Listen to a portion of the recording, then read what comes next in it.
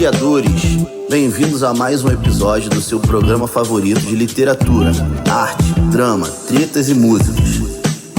Como sempre, teremos muitas histórias e casos para contar, tá? Se você gosta de um bom papo cheio de ideias subversivas, esse é o seu podcast. Olá, criadores, bem-vindo ao seu podcast Letras e Tretas, onde você vai ficar sabendo das novidades da literatura nacional e internacional. Eu sou Cristiana Teixeira, escritora especialista em escrita criativa e consultora literária, Grandmaster desse programa. Hoje, nós estamos aqui com ninguém menos que dispensa apresentações, nosso querido ator, poeta, palestrante, produtor cultural, locutor e psicólogo, o grande Eduardo Tornag. Eduardo, é uma honra indescritível ter você aqui, porque você é referência de tanta coisa que eu nem sei por onde começar. Os nossos assuntos são imensos. Você atravessa a nossa memória, a nossa cultura e tantas coisas boas que você tem para contar para a gente, porque você começou você começou para mim dando a minha telinha, mas depois eu encontrei você em tantos lugares maravilhosos, né? Eu encontrei com você até dentro do Pedro II, eu encontrei você numa reunião de paz, quer dizer, eu tenho você assim, pontuando a minha vida em momentos maravilhosos, e você agora está dentro desse movimento, acho que de poesia literário, e é tanta curiosidade que eu tenho, tanta coisa que eu tenho para te perguntar, que eu acho que é melhor deixar você falar, porque eu estou aqui um pouco emocionada aqui, de verdade. Como é que você está, Eduardo? Como é que estão as coisas aí? Fala. Que bacana. As coisas estão como sempre estiveram, só que um pouquinho mais velhas, né? Um pouquinho mais antigas, um pouquinho mais engordadas pelo tempo, que é meu trabalho, minha busca, meus estudos, minhas militâncias sempre tiveram um fito, que é me entender. E por conta disso, ser capaz de entender o espírito humano, né? Claro que é inalcançável como qualquer horizonte, mas, de certa forma, aí está a graça. Então, por isso eu escrevo poesia, por isso eu fiz teatro, por isso eu estudei psicologia, me formei, mas não sou doutor. Eu, rapidamente, há 6 meses depois de me formar, eu tive um insight. Eu tinha abandonado a vida de artista, mas me deu um insight assim. Fernando Montenegro me telefonou e aí eu disse: caraca, eu não sou cientista, eu sou artista. Minha linguagem não é aquela da academia, a minha linguagem é do palco. E a consciência de que na minha vida de ator, nas minhas buscas de ator, eu tinha aprendido muito mais sobre comportamento humano, sobre mim mesmo, do que nos livros da faculdade, e até nos bloqueava, de certa forma, a prática, né? Antes de decorar o Freud, você não pode sentar diante de ninguém. Mas o Freud primeiro procurou se entender, depois sentou na frente de alguém, só depois é que desenvolveu a psicanálise, né? Em função dessa experiência prática. E teatro, você vai na prática e pratica consigo mesmo. Então você sente na carne, pele, esse barato de estar vivo, né? Sentir euforia, sentir medo, sentir vergonha, sentir prazer, né? E como é que isso vai mexendo com a gente, mudando nossa forma de ver o mundo. Não, o que você falou me bate muito profundamente, porque eu comecei na literatura, depois fui para o teatro e, eventualmente, descobri a psicologia também. Eu acho que você tocou num assunto muito pertinente, que é a questão da arte e da psicologia. Eu acho que meio que elas andam de mão dadas também, entendeu?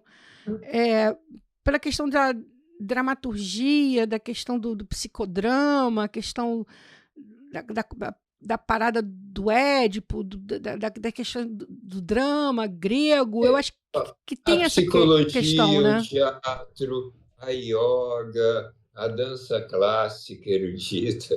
Todo mundo está buscando a mesma coisa, no final das contas, né? São só formas diferentes de buscar linguagens diferentes, mas estão todo mundo tentando se entender. Me fala um pouquinho desse projeto que eu já ouvi falar tanto, do que é o Poesia na Praia, que você criou. Pelada Poética. Isso! Eu adorei o nome, Pelada Poética. Por que esse nome, Pelada Poética? Porque o Campinho de Pelada é uma expressão do método popular brasileiro de educar. O Campinho de Pelada é uma escola tão importante que deu ao Brasil uma imagem diante do mundo. Ok. Nós somos conhecidos como um povo criativo e alegre por causa de Garrincha, Pelé, Didi, que na Copa de 58 fizeram essa mágica de transformar o rude esporte bretão numa obra de arte. Verdade. Num balé, numa beleza. Sabe? Mas isso foi no Campinho de Pelada. Quando tiraram os garotos de lá e botaram nas escolinhas de clube, acabou o nosso futebol. Outra verdade. Mas como é que é o formato da tua pelada poética? As pessoas chegam? Como é que funciona?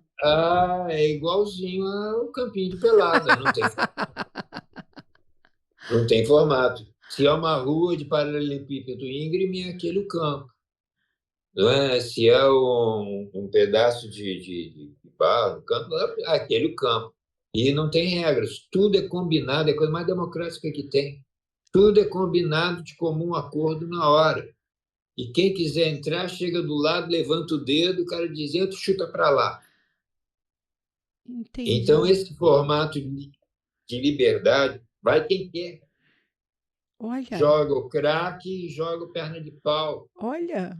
Nada mais democrático do que isso. Olha. E as pessoas aprendem a se relacionar, a trabalhar em conjunto, equipe, não é? A reconhecer suas limitações, a aprender a superá-las ali por prazer, brincando. Que coisa linda.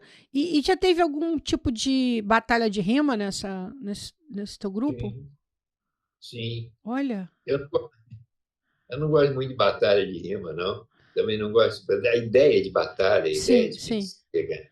Mas eu não tiro nem um pouco o valor multiplicador que elas têm. Né? Certo.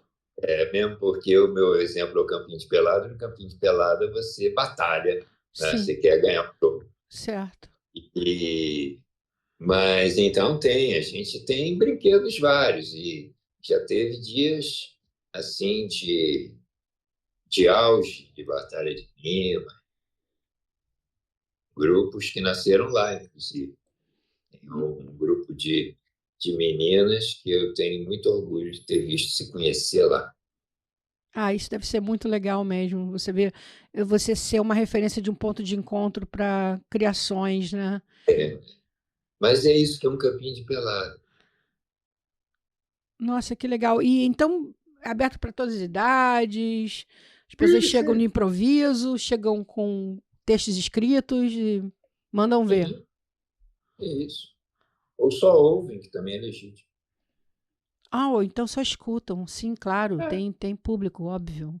O campo de pelada é livre. Cada um faz o que quer. Olha, nossa. Já teve gente, inclusive, ficando pelado lá.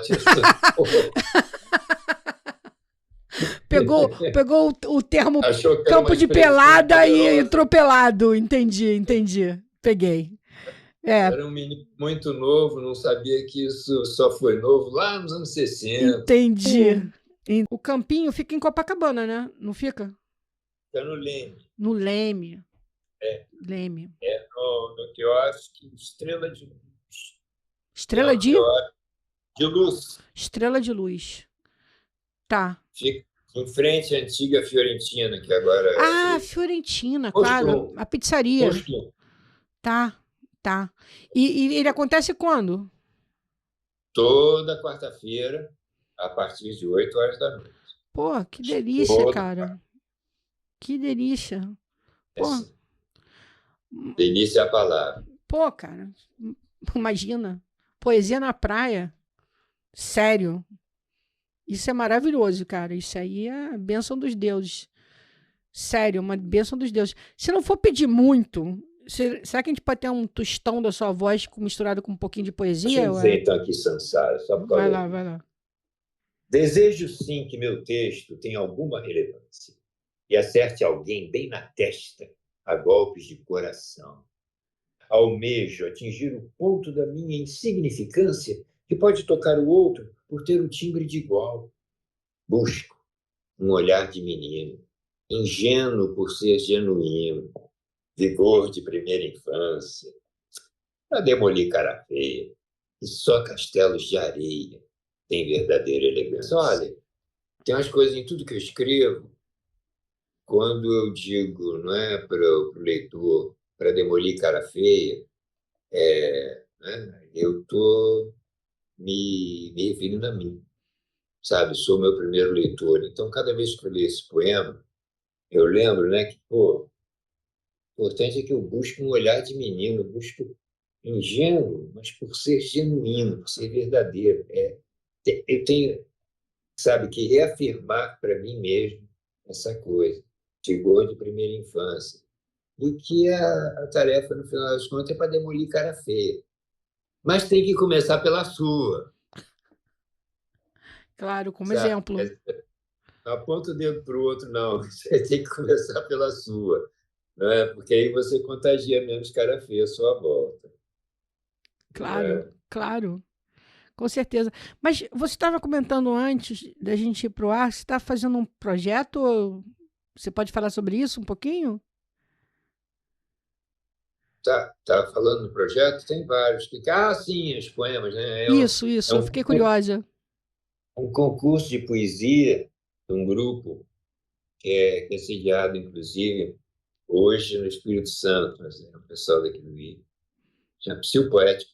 Não, Psil Poético é outro grupo, não interessa. Depois eu acho e boto aqui. Mas eles sempre fazem concursos de poesia. E esse ano eles fizeram com pessoas com deficiência. E são duas categorias: pessoas com deficiência, escrevendo poemas, e pessoas que convivem com pessoas com deficiência, Olha, escrevendo. E aí a gente estava aqui selecionando os finalistas para...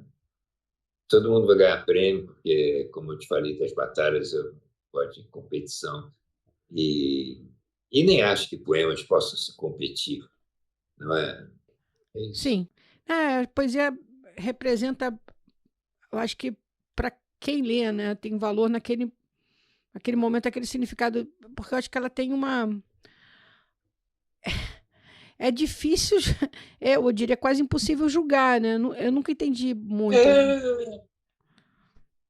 essa questão, assim, do... Tem julgamento melhor. É, E me tocou nesse momento. Né? exato. Tem poemas que você lê anos e não te tocam. Um dia você pega, olha para ele e diz, né? É verdade, exatamente isso. Vai saber de onde vem esse mistério. Exato, exato. Agora, mudando um pouco da literatura para o seu passado, uma pergunta de pessoa curiosa que sou. Qual foi a novela que você fez que foi a sua favorita de todas, que você mais curtiu, que você mais gostou? Novelas não se competem. No que você mais curtiu, assim, com a novela que você acha assim, pô, essa foi muito maneira. Gostei muito. Tipo assim, é minha novela. Não tem. Não tem. Não tem. Tem momentos em todas elas, foi muito legal fazer. Entendi. Você realiza... Tem cena? Tem alguma cena assim, falar, essa cena? Não.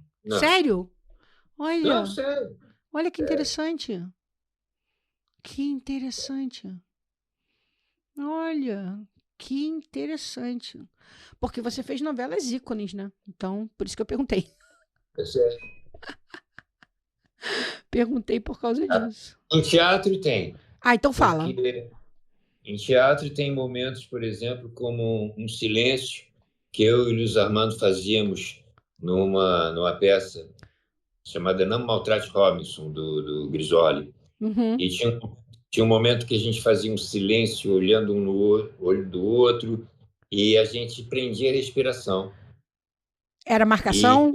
Era marcação prender? Não. Oh, Meu teatro não tem marcação. tá. Isso surgiu, né, da vivência dos ensaios. Entendi. Surgiu um momento de tensão em que a gente se olhava e prendia a respiração. Entendi. E a gente reparou que a plateia também prendia a respiração. E quando terminava esse momento, a gente, né, dava um longo suspiro, a plateia suspirava junto. Ai, que lindo! Nem antes nem depois, junto. E era essa coisa de você se sentir, não é, junto. Foram momentos também que eu tive muito em comédia. Em comédia, o momento da gargalhada, que você sabe que vai soltar a cabeça da piada, e o povo gargalha contigo. Não é? São momentos assim, de plenitude, de se sentir um com 500. Não é? É um orgasmo mesmo. É verdade. Isso te dá. E televisão talvez dê para alguma, mas para mim nunca deu. Entendi. Essa coisa eu senti, não é, no teatro. Cara, Esse momento de convívio. Você já escreveu para o teatro? Já. E qual é a sensação de ver o teu texto no... Artista é um biscateiro qualificado. E como eu podia ter me especializado, não é? Mas se especializar não me interessava. Ser ou ator de novela ou ator dramático de teatro. Sempre me interessou a busca do ser humano, né? E quando você se especializa numa coisa, você fica com um lado só, né, da realidade. Então, eu fiz de tudo e fui principalmente indo para a periferia do mundo da arte, né? E na periferia, aí nem que você não queira, você tem que escrever, fazer o cenário, produzir as roupas, não é? Verdade. E é muito bom isso aí. Foi melhor enquanto eu pude ter uma companhia de teatro com o Luiz Armando, que a coisa funcionava com mais amplitude, vamos dizer assim.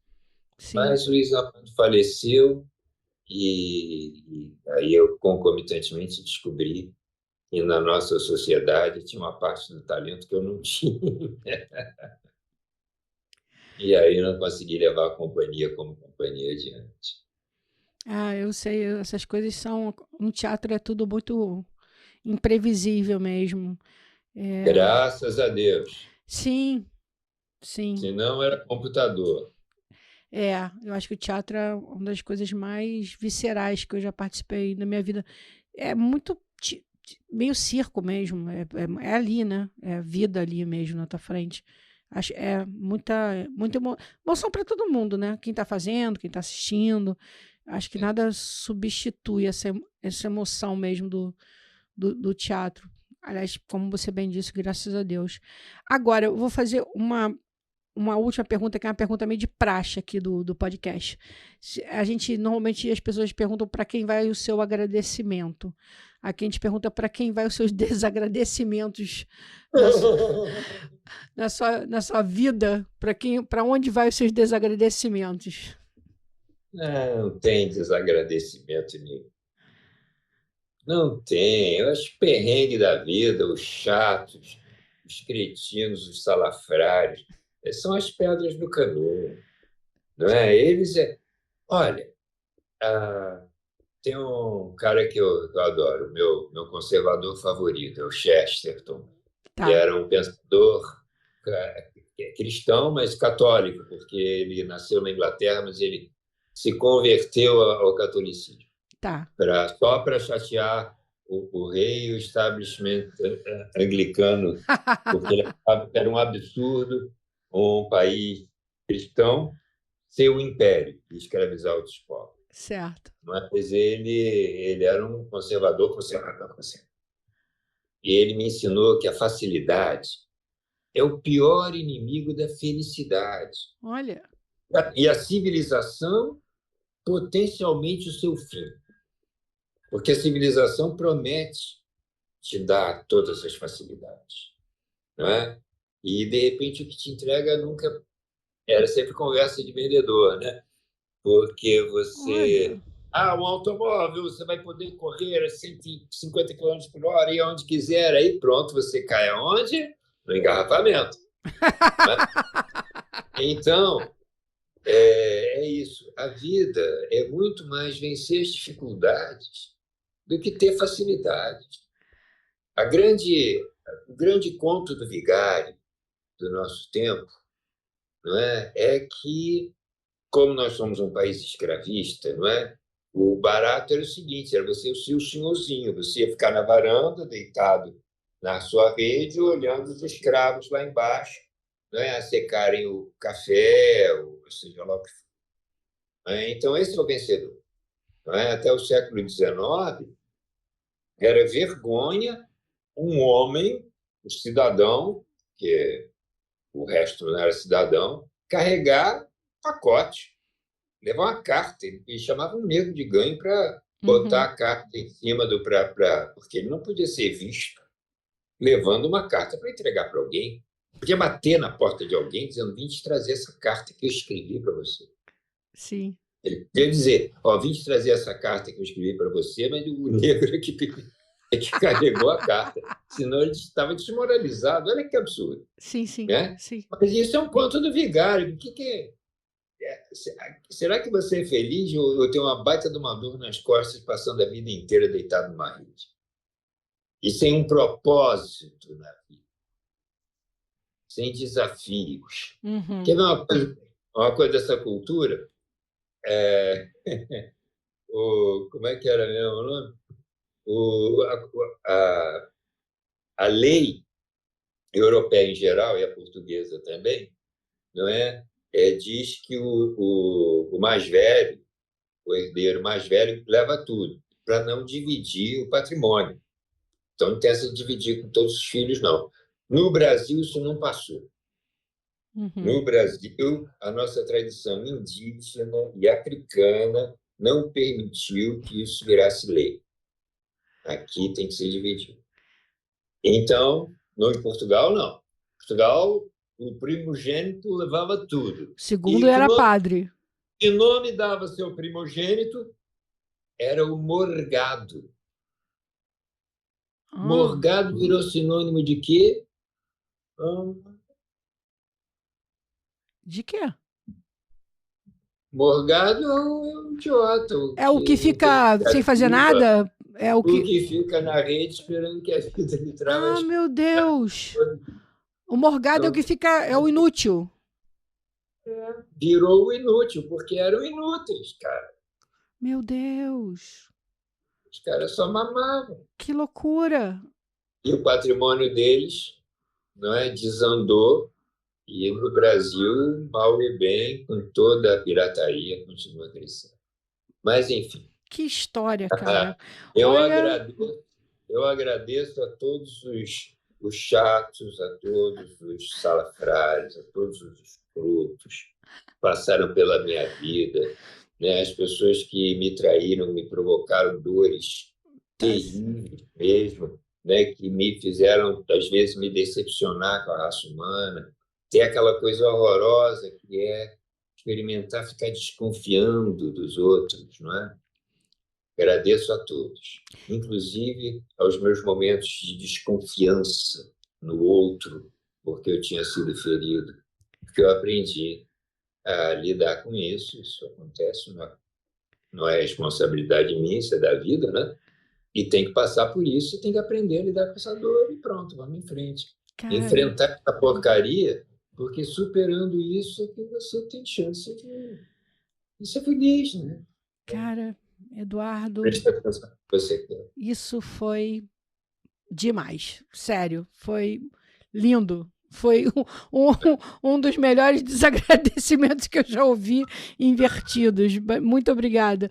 Olha só, eu só queria concluir o podcast dizendo o seguinte, que irei na pelada poética, vestida, porém, quando levarei a minha modestíssima poesia escrita, porque eu sou péssima para declamar de peito, assim, eu não tenho a menor condição, fico muito nervosa, sou muito tímida, extremamente tímida, mas eu irei para te dar um abraço.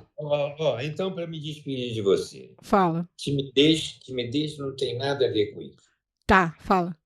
Porque se você chegar lá e realmente não se sentir num grupo de iguais, trocando coisas, sabe? Se você em algum momento sentir que ao dizer essa poesia você tem que fazer algum tipo de exibição, que você está... Não. Essa é a maneira errada de ler poesia sempre, porque você imposta, né? Poesia é que nem aquela boa piada ou aquela boa fofoca que você ouve e você sai louco para encontrar alguém conhecido para você poder trocar aqui a hora que só para ouvir. É que eu não sei memorizar, entendeu? Eu não memorizo palavra nenhuma. Esse que é o meu medo, entendeu? De não memorizar nada, saca? Não. Eu tenho esse medo do erro, saca? Então, cara, vai em frente. Pô, medo é nosso melhor amigo, cara. Tá bom, então tá. Então, beleza. Não pode ter medo de ter medo. Então, se eu não tenho medo, eu não tomo cuidado. Eu não presto atenção em que é importante para me sentir bem nessa situação. Pra você ter uma ideia, eu larguei o teatro porque eu não conseguia memorizar. Eu tinha muita vergonha disso. Eu só conseguia fazer caco. E aí eu falei, não, eu sou a vergonha do teatro. Larguei o teatro. Vergonha muito bom. As coisas importantes na vida dão vergonha e dão medo. Tá certo. Quando é importante para a intimidade, dá vergonha. Quando é importante, no geral, dá medo. São dois avisos do corpo. Não pode ter medo de ter medo, nem vergonha de ter vergonha. Eu vou levar para a vida e eu vou tentar vencer um pouquinho dessa minha dificuldade de perfeccionismo que eu tenho. E eu vou lá te dar um abraço. Isso é vaidade. Sim. Eu assumo. Sou muito. Eu lhe digo uma coisa, as coisas não são o que vemos, as coisas nem são o que são. Sim, vou sim, vou no Leme, na frente do Fiorentina, né? Beleza. Isso. Galera, a gente encerrou mais um episódio dos Criadores, com a honra de ter o nosso queridíssimo Eduardo Tornag. Eu queria agradecer a tua presença, Eduardo, muito obrigado, e todo mundo aqui que está acompanhando. Eu queria lembrar também que, graças a Deus, todos nós criamos, todos nós somos criadores, e por isso mesmo, brigadão, valeu pela presença. Valeu, até mais. Até mais.